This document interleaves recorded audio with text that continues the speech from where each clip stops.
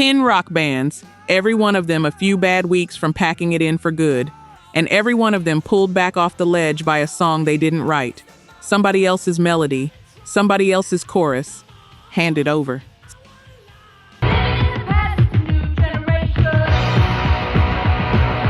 Sometimes by a friend, sometimes by a producer they didn't trust, once by a guy who just read about the breakup in a magazine and picked up a guitar. You know all 12 of these songs. You don't know what they saved.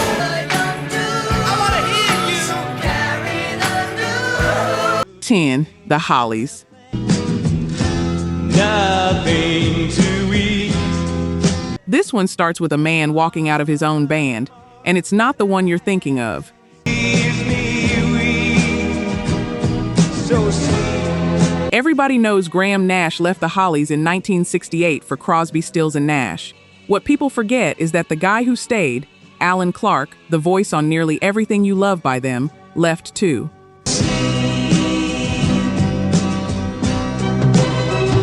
Quit for a solo career. The 1974 album Hollies is literally the record marking his return after going out on his own. So here's the picture.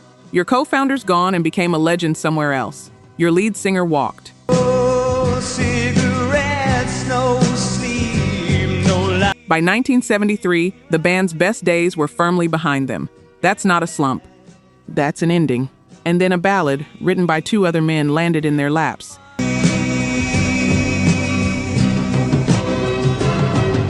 Albert Hammond and Mike Hazelwood wrote The Air That I Breathe in 1972, right after moving to Los Angeles. Hammond had followed a woman there. The affair was short, and he said the song came out of loneliness more than love.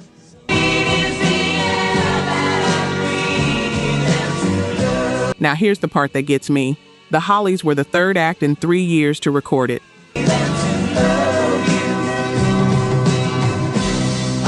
Hammond cut it himself in 1972. Phil Everly cut it in 1973. Twice, out in the world. Twice, nothing. Third time, number 2 in Britain, number 6 in America, and the last major hit the Hollies ever had. Silent angel, go to sleep. And it doesn't stop there. Radiohead built Creep on the same chord progression and melody, and after legal action from the publisher, Hammond and Hazelwood ended up with co-writing credit and a share of the royalties. Silent angel. If you've ever watched something you built with other people drift apart while you kept the lights on, you understand what Alan Clark came back to, a band that was mostly memory, and a stranger's song gave him one more good night. No sound. 9, Nazareth. Love is like a cloud. 4 guys from Dunfermline, Scotland, loud, working, and utterly invisible in America.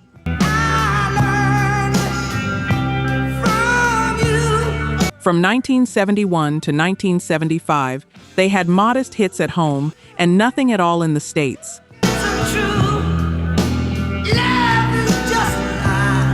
Years of that. Vans, ferries, half-full rooms, and the American dream quietly closing.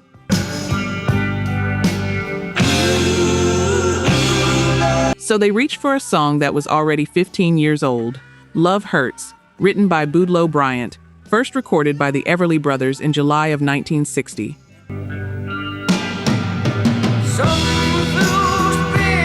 Nazareth got there by way of the Graham Parsons and Emmylou Harris version. That's the one that inspired theirs.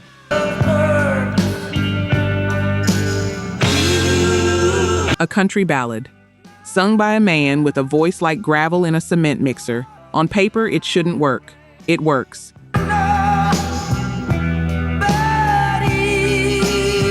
Here's the twist nobody tells you.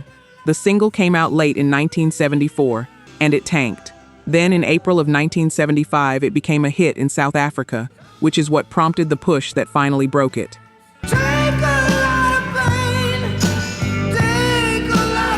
Their whole career turned on a chart in a country most of them had never played. It reached number 8 on the American pop charts and went to number 1 in a stack of other countries.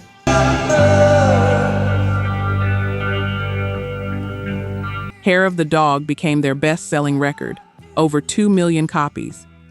And there's a bitter little footnote sitting underneath all of it.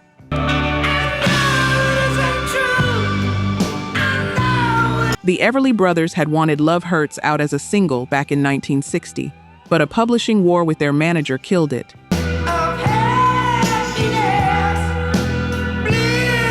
And he handed the song to Roy Orbison instead. 15 years that song sat there.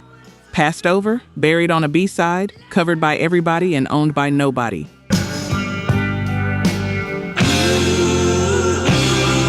Until 4 Scotsmen who were nearly out of chances picked it up and screamed it. Some songs aren't written for who records them first. They're written for whoever needs them most.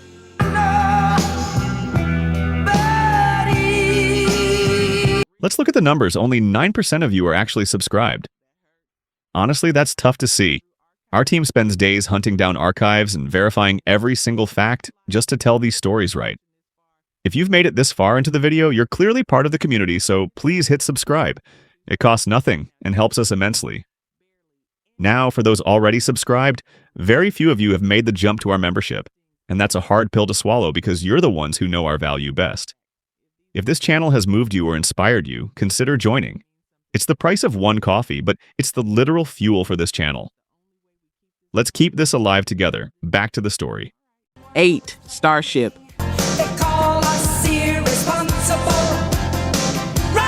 This one's going to start an argument in the comments, and I'm fine with that.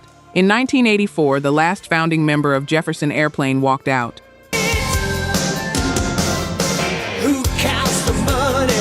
Paul Kantner left after Nuclear Furniture, following a stretch of internal conflict over where the music was going.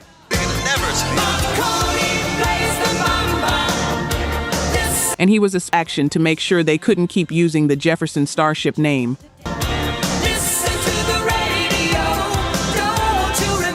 It settled in March 1985, a cash payment. The old name retired for good, and what was left of the band became simply Starship.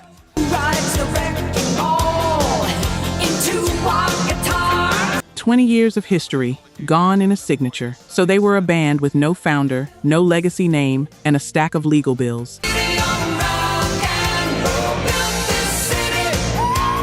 And what saved them was a song from 2 writers who'd never met them. Bernie Taupin wrote the words. Martin Page wrote the music.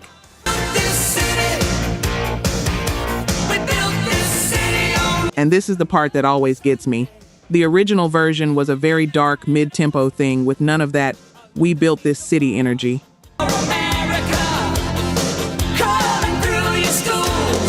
Taupin said it was a song about club life in Los Angeles being killed off, and live acts having nowhere left to play.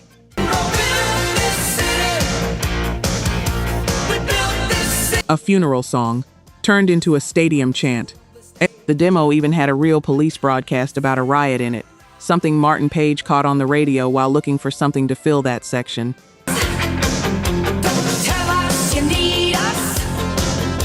The producers replaced it with a sunny DJ doing standard patter, and that DJ voice is Les Garland, who was an MTV executive at the time, a useful person to know if you'd like your video played.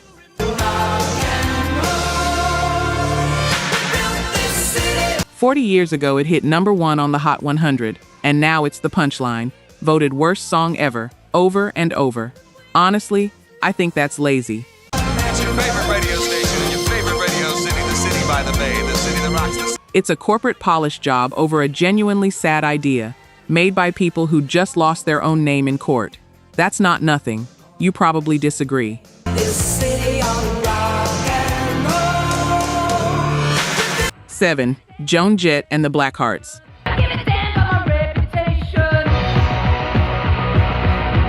23. That's not a chart position. That's how many record labels turned down her album after the Runaways fell apart. Sit with that number. Not 3, not a few. 23 rooms, 23 no's, one at a time.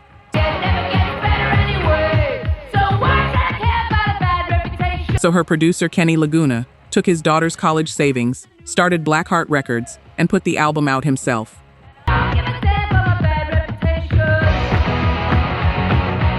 Then he put the Blackhearts together as her band. For the next couple of years, they built a following the hard way, often selling records out of the trunk of the car after shows.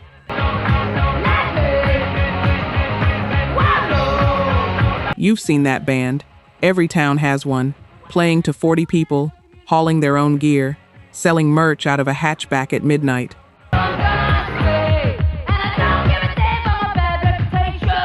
The difference is what happened next. Years earlier, Jett had seen a British band called Aerosmith do a song on television in 1976.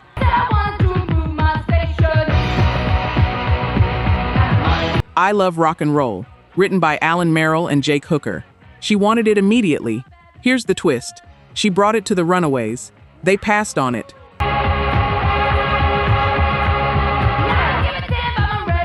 Her own band said no to the song that would define her life. Aerosmith broke up in 1977, which left the song sitting there unclaimed.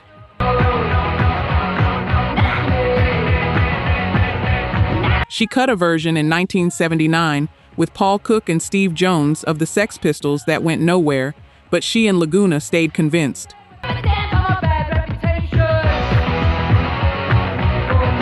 Once Boardwalk Records signed her, they finally recorded it properly.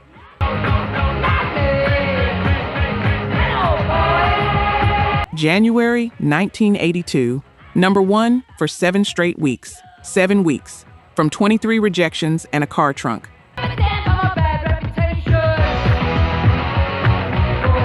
And if you were 16 when that video hit MTV, leather, black bangs, that stare straight down the lens, you already know that song wasn't playing on the radio. It was playing at you.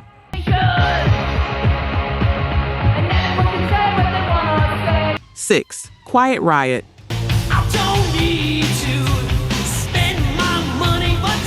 This band didn't almost break up. They broke up completely.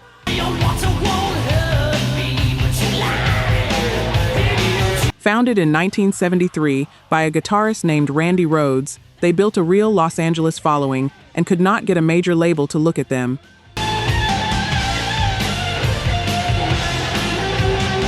Two albums released only in Japan did nothing. Rhoads got fed up and joined Ozzy Osbourne's band.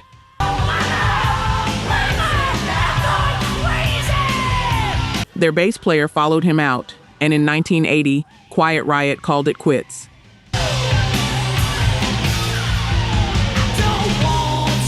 Then in 1982, Randy Rhoads died in a plane crash at 25. Kevin DuBrow kept grinding the Los Angeles club circuit with a band under his own name, playing the same unfashionable hard rock that had already failed once.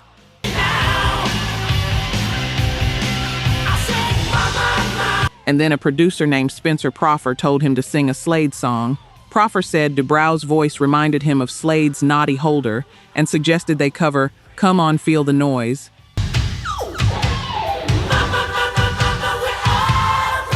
DuBrow wanted nothing to do with it. He wanted the band writing every song on the record, so they decided to wreck it, on purpose.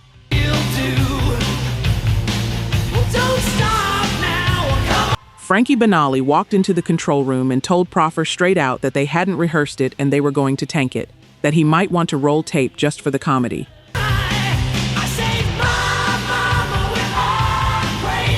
Proffer said okay.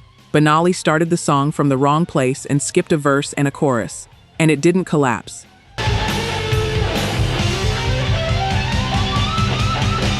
DuBrow kept waiting for the wheels to come off, and the band just kept playing. When it ended, the producer said it sounded great and wished he'd recorded it. The engineer told them he had.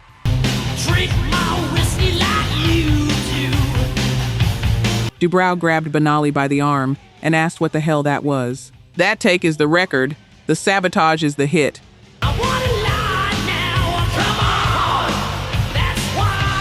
#5 on the Hot 100, and it pushed Metal Health to the top of the Billboard 200, the first American heavy metal debut ever to hit #1.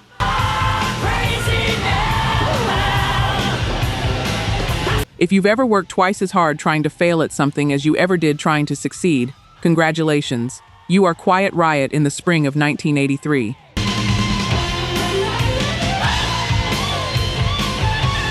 5. Heart.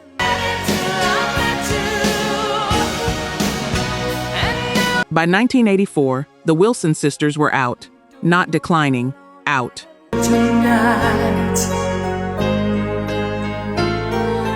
Private Audition and Passion Works both underperformed, and Heart was dropped from Epic Records.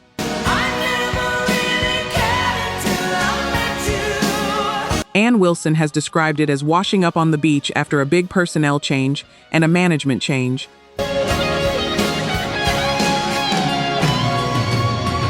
Everything altered at once, and a feeling that an era had ended. That's the band who gave you Barracuda? Dropped.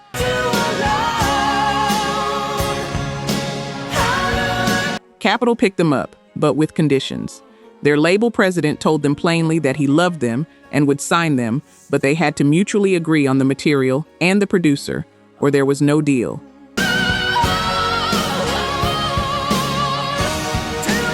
Translation: you don't get to only play your own songs anymore.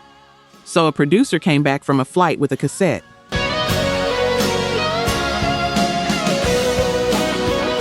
Ron Nevison had been sent 5 Bernie Taupin songs, listened on the plane, and thought one of them was going to be perfect for Nancy.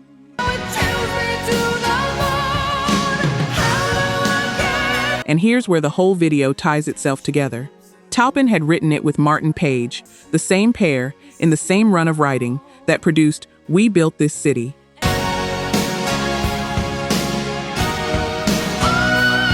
The 2 songs that rescued 2 dying bands came out of the same handful of afternoons. It wasn't meant for Heart at all.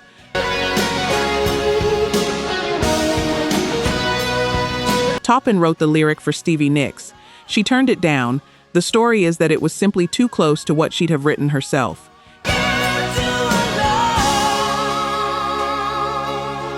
Kim Carnes passed on it too. It had a different title, Boys in the Mist, until Page moved the bridge into the chorus and renamed it. Oh, how long I have waited, and I was gonna tell you. And it became the first Heart single with Nancy on lead vocal instead of Ann. She recorded it with an upper respiratory infection. That cracked, wandering quality in her voice? That's a cold.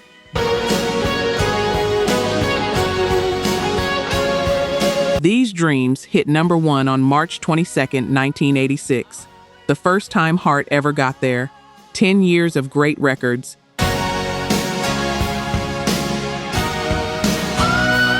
And the one that finally topped the chart was written for somebody else, sung by the sister who never sang lead, on a day she could barely breathe.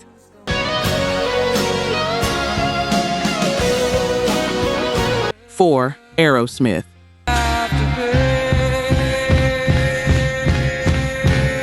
Rock bottom for Aerosmith didn't look like a tragedy.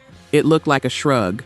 Perry and Whitford had walked out before finishing Night in the Ruts in 1979.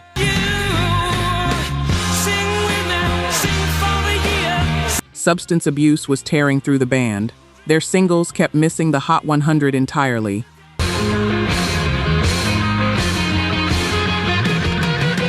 Rock in a Hard Place in 1982 and Done with Mirrors in 1985 both fell flat.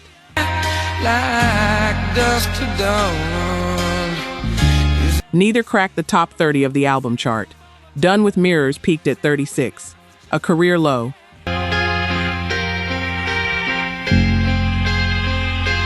And that was supposed to be the comeback. The original 5, back together, and America didn't care. You know it's true. Rick Rubin watched the whole slide happen in real time. He's talked about seeing them play a stadium in front of 70,000 people, and then a year later, watching the same band play a club that held maybe 500.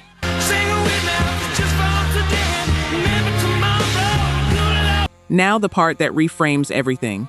Run-DMC had been using Walk This Way for years while digging for breakbeats, and they didn't know who Aerosmith were.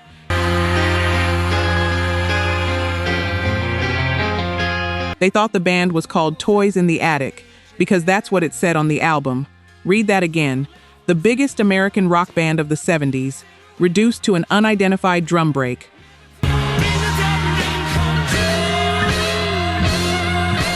And Run-DMC didn't want to do it. Rubin has said they were really against it. It didn't fit their mentality, and it took Russell Simmons calling and telling them to just do what Rick says.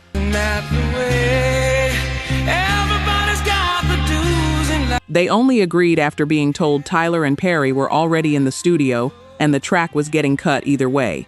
Released July 4th, 1986.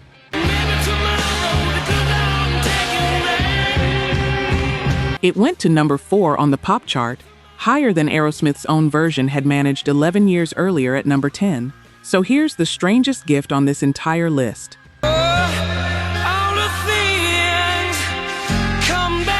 They didn't get handed a new song. They got handed their old one back by strangers who didn't know their name, and it worked better the second time.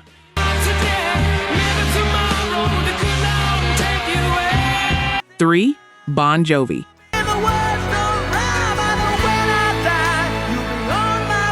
Third album. That's the whole story, and everybody in that band knew it. 2 records in, the New Jersey guys were an opening act with modest returns and a label's patience wearing thin.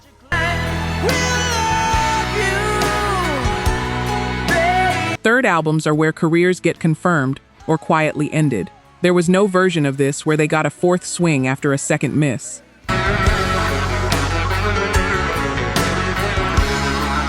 So they went outside. They brought in a songwriter named Desmond Child, and Child brought them a leftover. Earlier that same year, he'd written If You Were a Woman and I Was a Man for Bonnie Tyler.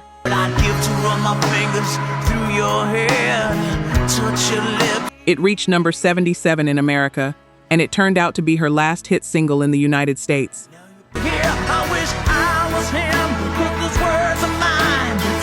He wasn't satisfied with how it had done, so he rewrote it with John and Richie Sambora. Same chorus melody, different band, different decade of consequences.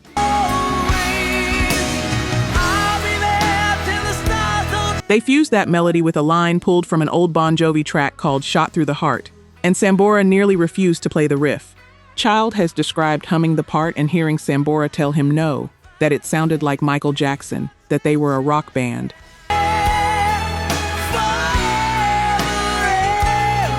Child's answer was just, play it on the guitar and chug it. Play it on the guitar and chug it. That's the entire birth certificate of hair metal's biggest decade.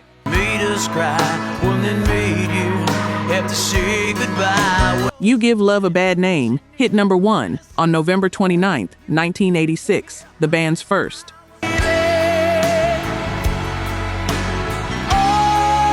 And that melody refused to stop working. Decades later, Ava Max and her co-writers interpolated the same Bonnie Tyler song for Kings and Queens, and Child ended up a credited co-writer on that too.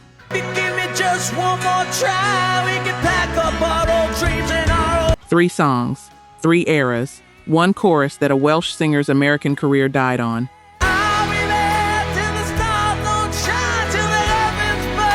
You know that feeling when the thing you almost threw away turns out to be the only thing that ever mattered? Desmond Child lived it in 1 calendar year. Now your pictures there, you left behind or just 2. Cheap Trick. This is the one that hurts, and I mean that as a compliment. Cheap Trick were a genuinely brilliant band. Sharp, weird, funnier than they got credit for. With original bassist Tom Peterson only just back after 7 years away, Epic had doubts about their songwriting, so the label brought in outside writers. For a band whose whole identity was Rick Nielsen's songs, that's not a note. That's an insult with a contract attached. The Flame was written by 2 British songwriters, Bob Mitchell and Nick Graham, in November 1987 for the singer Elkie Brooks, who disliked it and recorded the other song they'd given her instead. So it's a reject, twice over. When Nielsen first heard the cassette, he reportedly pulled it out of the player and ground it under his boot heel. Bunny Carlos remembers the band getting about half a take in before Nielsen stood up, said he hated the thing, and walked out. Here's how it actually got made. Producer Richie Zito worked on them one at a time, starting with Robin Zander alone over a keyboard, because he figured if he was going to expose the band to this song, it had better be right for the singer. Divide and conquer on your own band. And one more thing. The executive who brought it to them, Don Grierson, who'd already helped resurrect Heart and Aerosmith, offered them a choice between The Flame and a Diane Warren ballad called Look Away, and said whichever they didn't take would go to Chicago. Both became number 1 records. The Flame reached number 1 in July 1988, and it's the only chart topper Cheap Trick ever had. It's also the only hit of theirs not written or co-written by Nielsen. If you've ever had to accept help from someone in a way that quietly told the world you couldn't do it alone, you know exactly what that number one felt like from the inside. 1. Mott the Hoople.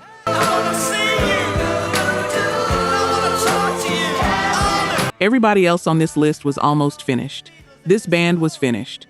By early 1972, 4 albums in, Mott the Hoople were beat up from a tour that had threatened to bankrupt them.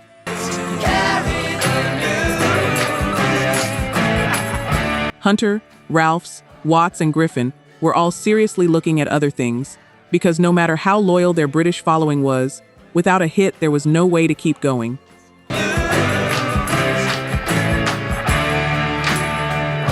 Ian Hunter has said flatly, they split up in 1972 in Switzerland. Done. Over.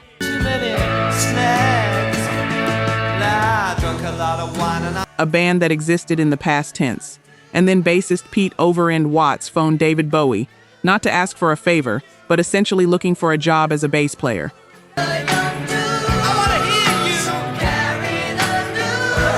He had the number from a tape Bowie had sent them of Suffragette City, a song Bowie thought they might want for a single. They'd turned that one down. Hunter liked it, but said he knew radio wouldn't play it, and that they needed something special.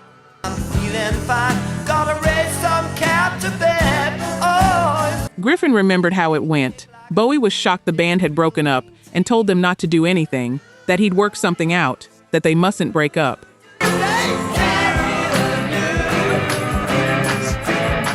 2 hours after that phone call, Bowie rang Watts back and said he'd written a song for them since they'd spoken, and it could be great.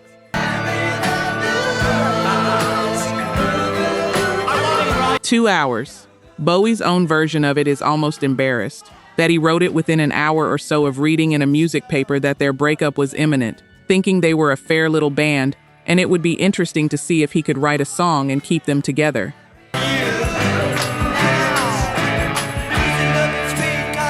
He played it for them cross-legged on the floor of an office on Regent Street. Hunter said he knew straight away it was a hit. Chills down his spine, one of only a few times in his life he's had that feeling. Knowing what they had, the band agreed not to break up.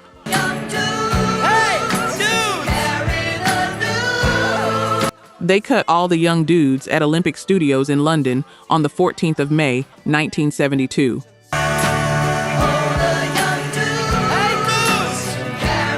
Bowie produced it. It cracked the American Top 40 and became the anthem of an entire era.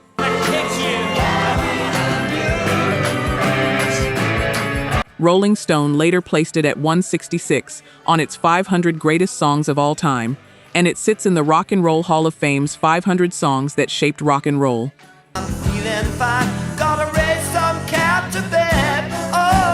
And I'll leave you with this. A guy read a magazine, felt something about a band he barely knew, and wrote them back to life in an afternoon. He didn't have to. Nobody was watching. There was nothing in it for him.